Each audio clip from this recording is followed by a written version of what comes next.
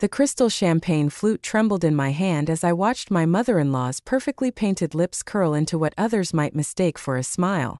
I knew better. 5 years of marriage to her son had taught me to recognize the predatory gleam in her eyes. Everyone, Irene's voice carried across her opulent dining room, I'd like to thank my dear daughter-in-law Eve for her unique contribution to our annual Christmas dinner. She paused, letting her gaze sweep across the faces of Boston's elite. Who would have thought tacos would grace the Parker family table? The silence that followed felt like a noose tightening around my neck. I could feel Sam's hand squeeze my knee under the table, his touch both comforting and restraining. Well, I managed, forcing brightness into my voice. I thought it might be fun to mix things up a bit. After all, traditions have to start somewhere. Irene's laugh could have etched glass. Oh darling, some traditions are better left in their proper place. Like food trucks. My cheeks burned as several guests tittered. The emerald pendant Sam had given me for Christmas felt heavy against my collarbone, matching the weight in my stomach where our unannounced secret grew. Mother. Sam's voice cut through the tension like a blade. Eve's cooking is excellent. And if you'll remember, Dad specifically requested Mexican food tonight.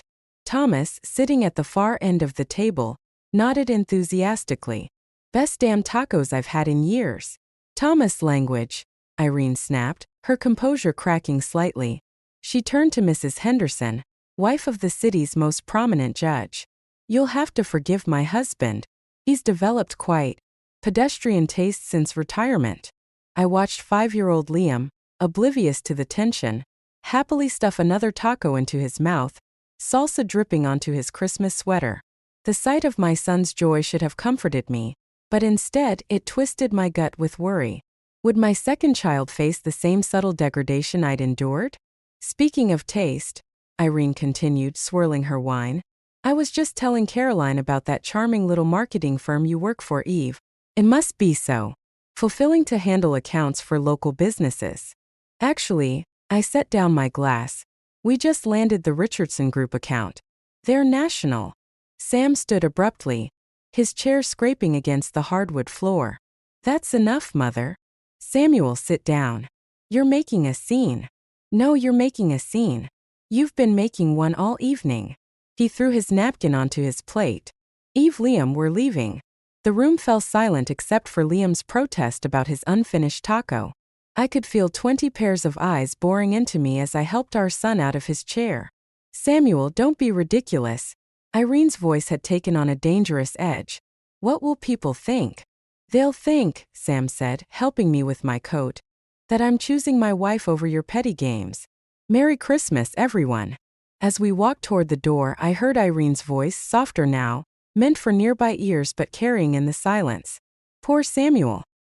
He always did have his father's weakness for common stock. I stopped dead in my tracks, the announcement I'd planned to make dying in my throat. The baby news would have to wait. Behind me, I heard a chair move, followed by an unfamiliar voice. Actually, Irene, I should be going too. Suddenly, I'm not feeling very comfortable. More chairs scraped back. More murmured excuses.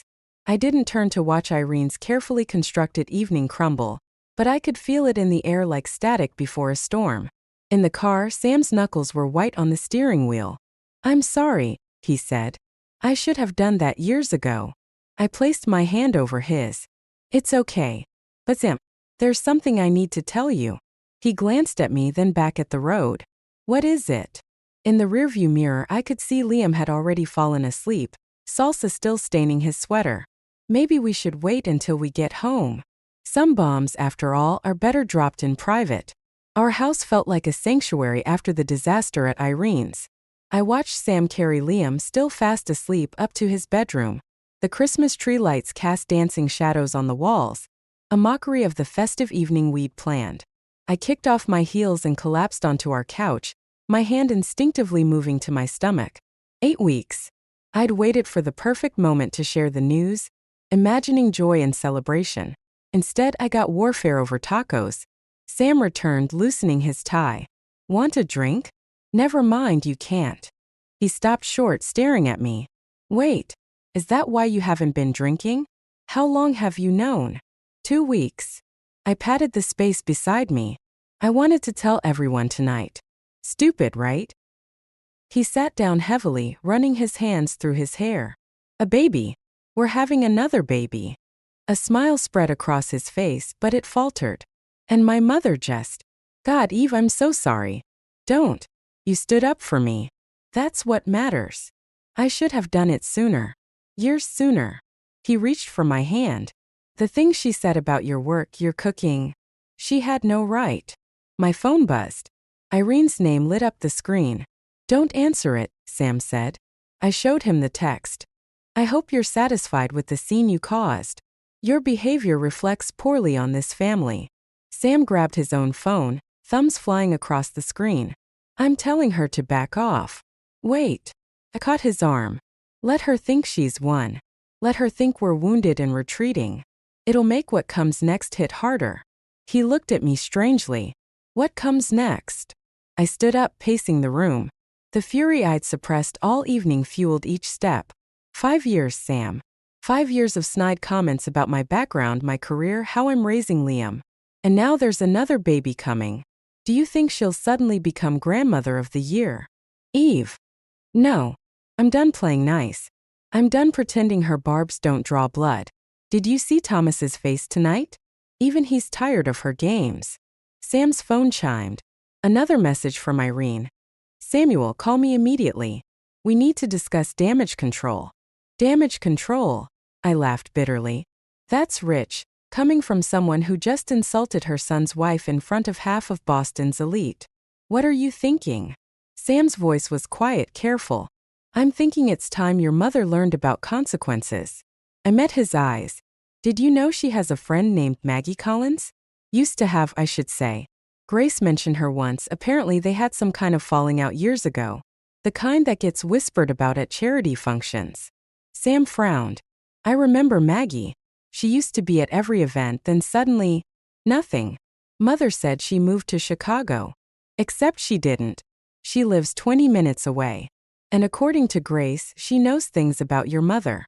Things that would make tonight's social embarrassment look like a paper cut. Eve, this is my mother we're talking about. And I'm talking about protecting our family. Our children. I touched my stomach again. What happens when this one arrives? More subtle digs about bloodlines? More undermining our parenting? Where does it end, Sam? His phone buzzed again. A third message from Irene. Your silence is childish. Think of your position in society. Sam stared at the message for a long moment. When he looked up, something had shifted in his eyes. What exactly did Grace tell you about Maggie? Not much. But she said Maggie would talk to me if I reached out. I sat back down beside him. I'm not suggesting we destroy your mother, Sam. I'm suggesting we show her she's not the only one who knows how to play games. He was quiet for so long I thought he'd refuse. Finally, he said, if we do this, we need to be smart. Careful. We will be. I leaned against him, exhausted but determined. Besides, I learned from the best. Your mother's been teaching me for years. She just didn't realize it. Sam's phone lit up one final time. Don't forget who you are, Samuel. Don't forget what being a Parker means. I smiled, feeling the baby flutter beneath my hand. Oh, we won't forget, Irene. In fact, we're about to remind everyone exactly what being a Parker means. The cafe where I agreed to meet Maggie Collins looked nothing like I'd imagined. No crystal chandeliers or imported marble floors, just worn leather booths and the smell of burnt coffee. She'd chosen well. Irene wouldn't be caught dead here. Maggie sat in the furthest corner, stirring sugar into her cup with precise movements. Her appearance startled me. I'd expected someone more like Irene, polished and preserved. Instead, she wore jeans and a faded sweater, her gray-streaked hair pulled back in a simple ponytail. You look just like your pictures, she said as I slid into the booth. Social media is quite useful for research. You've been watching me? I've been watching all of you. Especially after what happened at Christmas. She smiled thinly. News travels fast in certain circles. The waitress appeared. I ordered herbal tea, my usual coffee suddenly impossible with morning sickness lurking. Maggie noticed but didn't comment. Why did you call me? I asked once we were alone. Because history is repeating itself. She pulled out her phone, scrolled briefly, then placed it face down on the table. 20 years ago, Thomas's firm hired a brilliant young architect named Catherine Walsh. She and Sam's father worked closely together. Too closely, according to Irene. My throat tightened. What happened? Irene happened. She started with small things, excluding Catherine from social events, spreading whispers about her background. Sound familiar? I thought of the Christmas dinner, of all the subtle cuts over the years. Go on. Then Catherine got pregnant. Maggie's fingers tightened around her cup. Irene convinced everyone it was Thomas's child. She orchestrated the perfect scandal, just enough evidence to seem plausible, just enough doubt to destroy both Catherine's marriage and her career. But it wasn't true. The baby was Catherine's husband's. But by the time that came to light, the damage was done. Catherine left Boston, her marriage in shambles. Her husband never recovered from the humiliation. He died 2 years later. My hand instinctively moved to my stomach. Why are you telling me this? Because I helped Irene do it. Maggie's voice cracked. I was her best friend, her confidant. I watched her destroy that family and said nothing. Did nothing. Until now. Until now. She reached for her phone again, this time sliding it toward me. These are letters. Emails. Records of everything Irene did, not just to Catherine but to others. Anyone she saw as a threat to her perfect world. I stared at the phone but didn't touch it. Why keep all this? Insurance at first. Then guilt. Maggie leaned forward. But here's what you really need to know. Catherine Walsh wasn't the first, and you won't be the last. Irene's already laying groundwork against you. I've heard the whispers starting. My tea grew cold as Maggie detailed Irene's pattern, the careful manipulation of facts, the strategic placement of doubts, the slow erosion of reputations. Each story made my skin crawl. What do you want from me? I finally asked. Want? Nothing. But I'm offering you a choice. These records, they're yours if you want them. Use them, don't use them. But know what you're dealing with. My phone buzzed. A text from Sam. Mother's planning a family dinner next week. Says she wants to apologize. Should we go? I looked back at Maggie. There's more, isn't there? Something you're not telling me. She stood, leaving money for her coffee. Ask your father-in-law about the summer of 1985. About why they really left Newport. She placed a USB drive on the table. Everything's on here. Be careful, Eve. Irene's most dangerous when she's apologizing. I watched her leave, the USB drive feeling like a live grenade in my hand. Another text from Sam. Eve? What should I tell her? The baby shifted. Or maybe it was just anxiety twisting my stomach.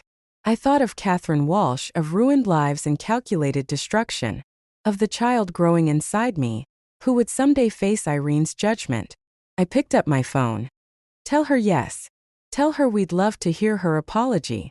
Sometimes the best defense is letting your enemy think they're winning. I slipped the USB drive into my purse, already planning my next move. Irene had taught me well, too well. Time to show her exactly how much I'd learned. The USB drive sat on our kitchen counter like a loaded gun while I tried to find the right words. Sam stood across from me, his architect's hands wrapped around a coffee mug, waiting. Catherine Walsh, I said finally. Does that name mean anything to you? His forehead creased. She worked with Dad years ago. There was some scandal, I was away at college. He set down his mug. What's this about, Eve? I pushed the drive toward him. Maggie Collins gave me this. It's everything: emails, letters, records. Your mother didn't just hurt Catherine. She destroyed her. Sam's face hardened as he scrolled through the files. The kitchen grew darker as clouds gathered outside, but neither of us moved to turn on the lights. I watched his expression shift from disbelief to anger to something worse, recognition. I remember more now, he said. Catherine's husband. He drank himself to death. Because your mother convinced everyone the baby was your father's. That's impossible. Dad would never. He didn't. That's the point. Your mother fabricated everything. My stomach lurched, morning sickness or stress, I couldn't tell anymore. And now she's doing it again. To me. Sam's phone lit up. Irene's face appeared on the screen. He let it ring.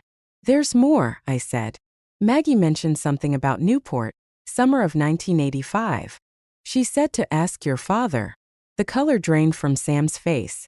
We moved that summer. Mother said. She said it was for Dad's work. Sam. He grabbed his keys. We need to talk to my father. Now. The drive to Thomas's office was silent except for the rhythm of windshield wipers against unexpected rain. Sam's knuckles were white on the steering wheel, just like Christmas night. Thomas's secretary tried to stop us, but Sam pushed past her.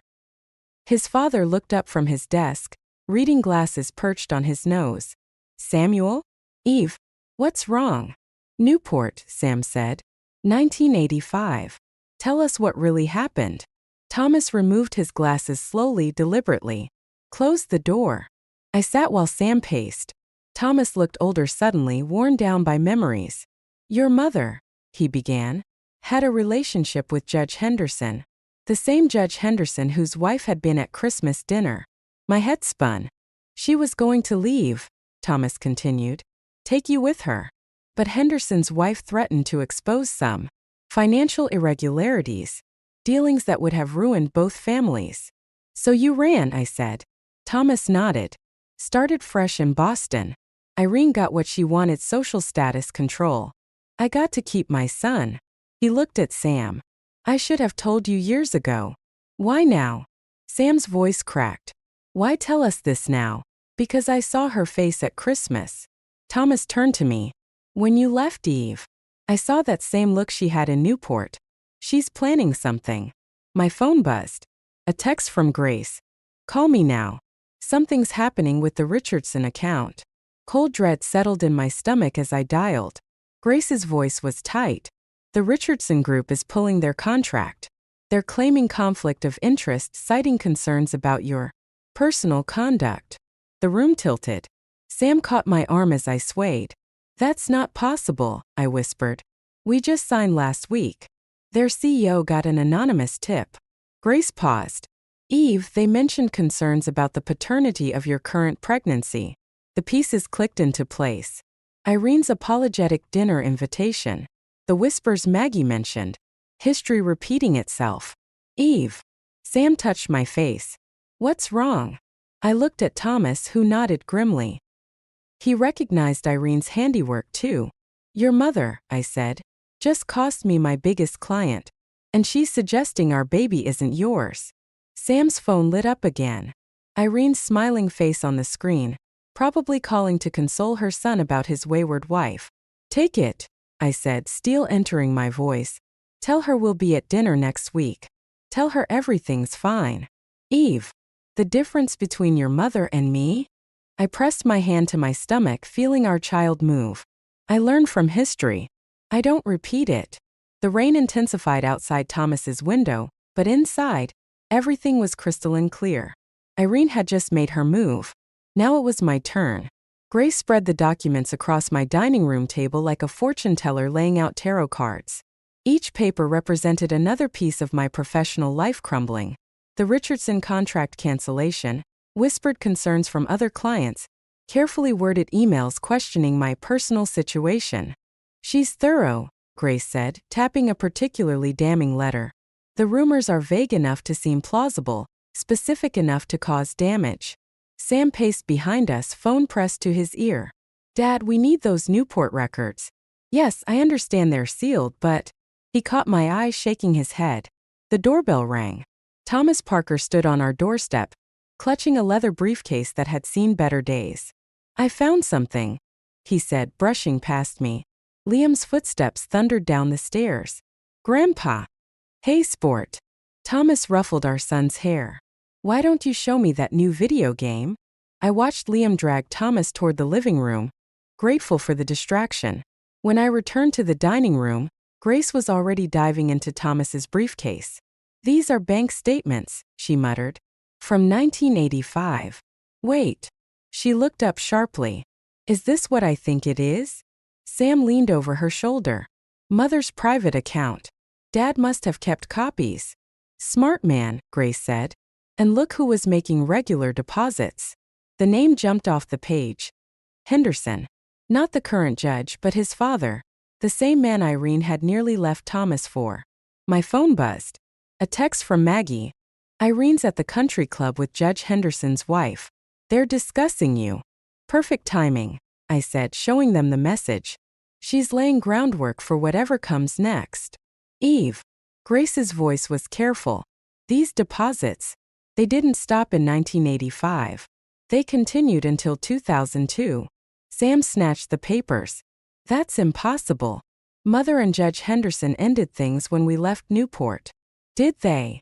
I remembered Irene's face at Christmas, the way she'd gravitated toward Mrs. Henderson. Not to torture her old rival, but to maintain control. What if that's why she really stayed? Not for your father's sake, but because Henderson paid her to keep quiet.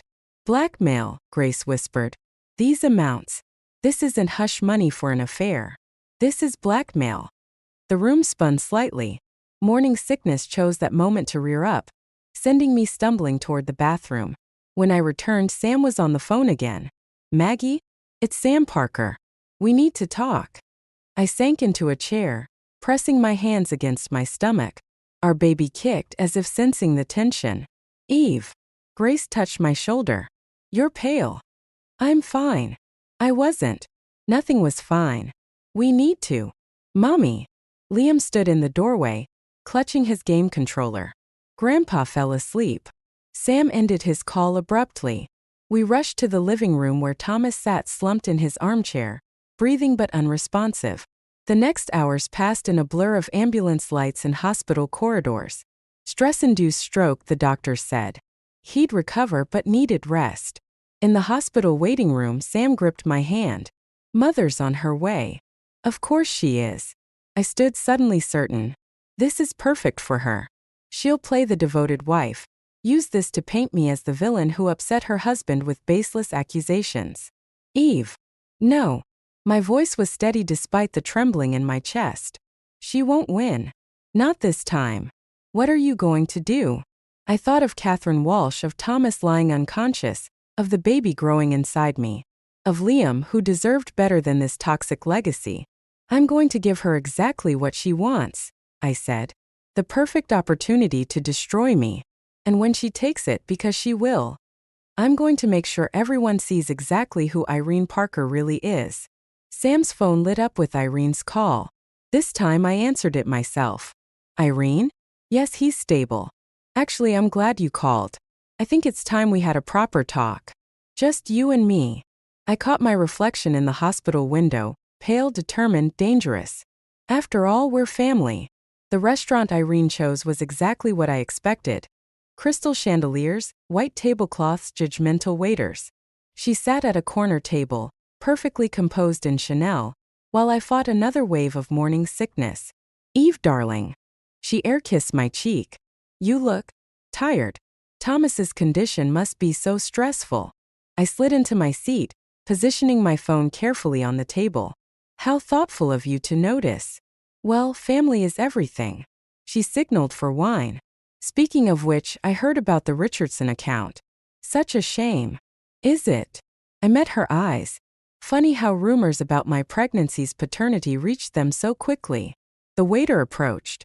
Irene ordered wine for both of us. Just water for me, I said.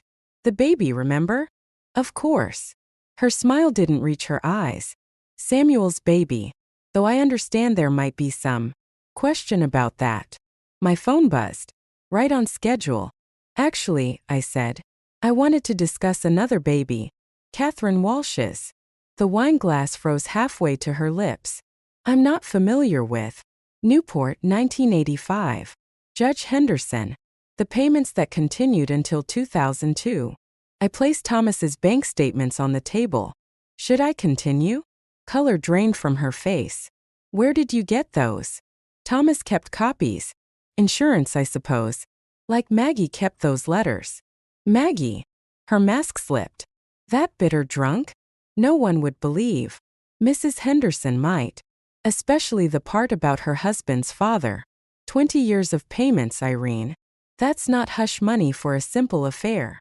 She reached for the statements. I pulled them back. What do you want? Stop the rumors. Restore my reputation. Leave my family alone. Or what? Steel entered her voice.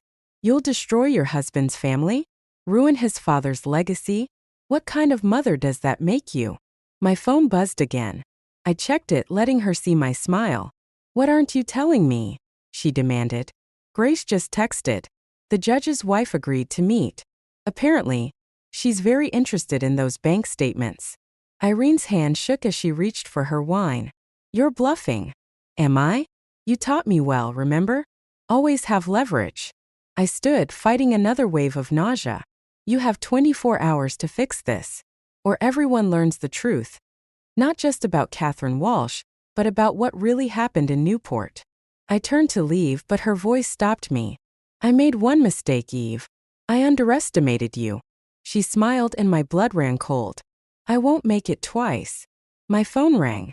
Sam's number. Eve. His voice was tight with panic. It's Liam. He's missing. The room spun. I gripped the chair. The school called, Sam continued. Someone picked him up early. They said it was his grandmother. I whirled back to Irene, but her seat was empty. On the table lay a note. Now we can discuss terms. Mother knows best. The nausea one. I barely made it to the bathroom. When I emerged, Grace was waiting.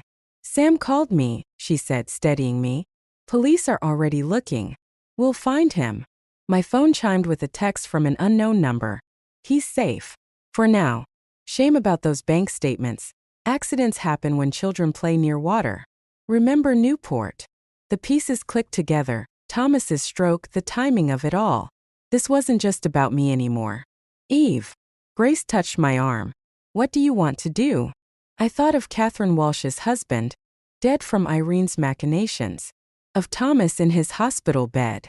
Of my unborn child and now Liam. Call Maggie, I said. Tell her to release everything. All of it. But Liam. Irene won't hurt him. She needs him as leverage. My hand stopped shaking as clarity hit. But she forgot something important. What's that? I'm not Catherine Walsh. I'm not Thomas. And I'm sure as hell not the scared society wife she thinks I am. I pulled out my phone. I'm the woman who has nothing left to lose. Sometimes, to save your children, you have to be willing to burn everything to the ground, including yourself. I dialed Judge Henderson's number. Judge Henderson's study smelled of leather and power. He sat behind his mahogany desk while his wife perched on a leather armchair, both staring at the documents spread before them. These payments, Mrs. Henderson's voice trembled. All these years. The door opened. Irene swept in, Liam's small hand clutched in hers. My son's eyes were red-rimmed but defiant. Mommy. He tried to run to me, but Irene's grip tightened. Not yet, darling.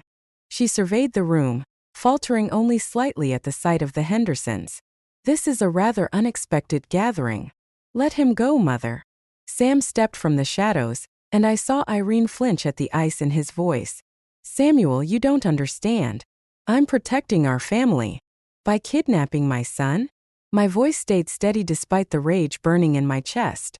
By destroying Catherine Walsh? By blackmailing the Hendersons for 20 years. Everything I did was for this family's standing. Her chin lifted. Judge Henderson understands. Don't you, Robert? The judge wouldn't meet her eyes. His wife stood, shoulders straight. Actually, Irene, Robert was just explaining how you threatened to expose his father's illegal property dealings unless he paid you. How you orchestrated Catherine Walsh's destruction because she discovered the truth. Lies. But Irene's perfect mask cracked. You have no proof. Thomas kept everything. I nodded to Grace, who stepped forward with another file. Every transaction, every letter, every threat. He knew someday someone would need to stop you. Thomas. Real fear flickered across her face. He would never. He woke up an hour ago. Sam's voice was quiet. He signed a statement about Newport. About what really happened the night Catherine's husband died. Irene's grip on Liam loosened. He broke free, running into Sam's arms. You're finished, Irene. Mrs. Henderson's voice shook with decades of suppressed rage. The police are waiting outside. Robert has already agreed to testify.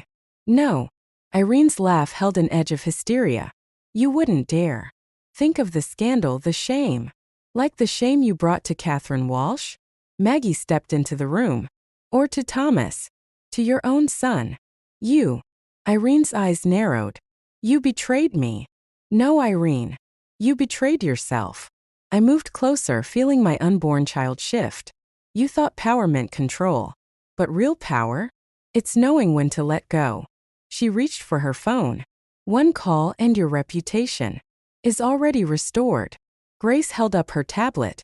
The Richardson Group just released a statement apologizing for their hasty judgment, citing malicious interference in their decision-making process. Irene's phone slipped from her fingers. For the first time I saw her age, saw the fear beneath the perfect facade. Samuel, she whispered. You can't let them do this. I'm your mother. Sam held Liam tighter. You stopped being my mother the moment you threatened my son. Police sirens wailed outside. Irene straightened her spine, smoothed her designer dress. Well played, Eve. Her smile was almost admiring. But remember, you learned everything from me. No. I touched my stomach, feeling stronger than I had in months. I learned from watching you destroy people. The difference is I chose to be better. As the police led her away, she turned back once. It was all for you, Samuel. Everything I did was for yourself. Sam's voice was final. Goodbye, Mother. In the aftermath, Mrs. Henderson gripped my hand. Thank you. After all these years. Don't thank me. I watched Liam nestle against Sam's shoulder, safe and whole. Some debts need to be paid. Outside, reporters gathered, drawn by the spectacle of Irene Parker's arrest.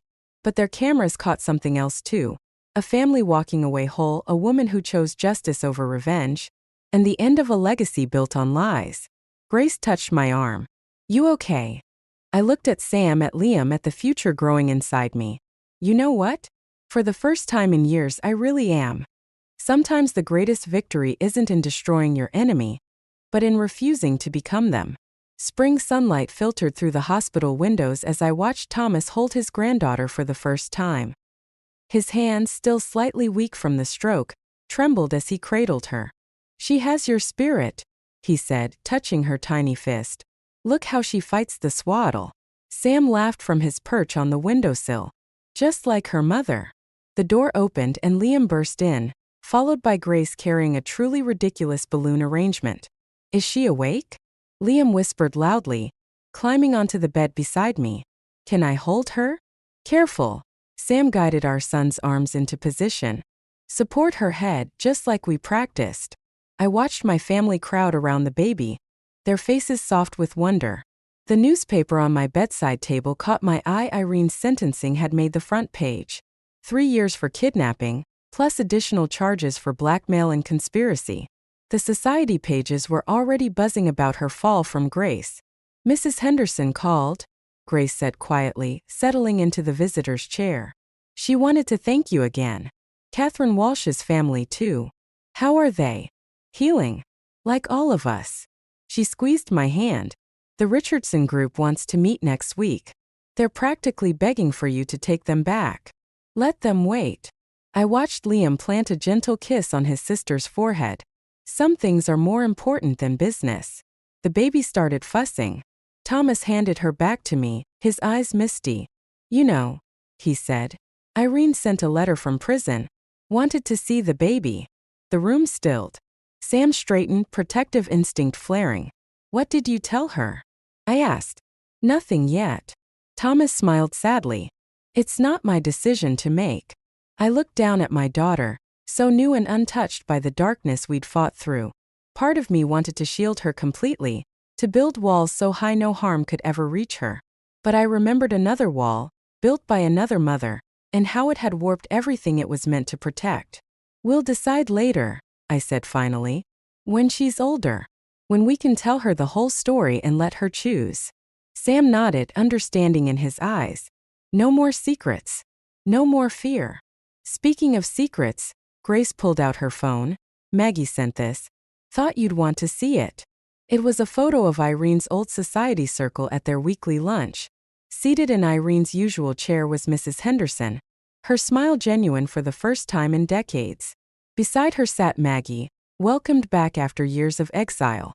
Karma, Grace said, comes in many forms. So does justice. I added, thinking of Catherine Walsh, of Thomas's quiet strength, of all the lives Irene had tried to control. Liam tugged at my sleeve.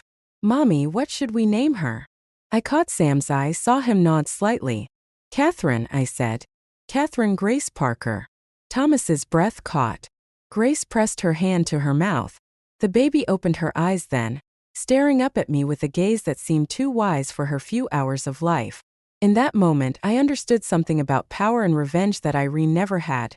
True strength isn't in controlling others, but in giving them the freedom to choose their own path. Welcome to the family, Catherine, I whispered. The real one. Outside, Boston's spring breeze carried away the last remnants of winter. Soon, the society pages would find new scandals, new dramas to dissect. But here in this quiet room, we had already found what mattered: truth, healing, and the courage to break cycles of pain. The baby gripped my finger, her hold surprisingly strong. Like she knew she was safe, knew she was loved, knew she would grow up in a home where strength meant something different than it had before. Sometimes the greatest revenge isn't in destroying what hurt you, but in building something better from the ashes. Catherine yawned and we all laughed, the sound bright and real and free. Bright and real and free.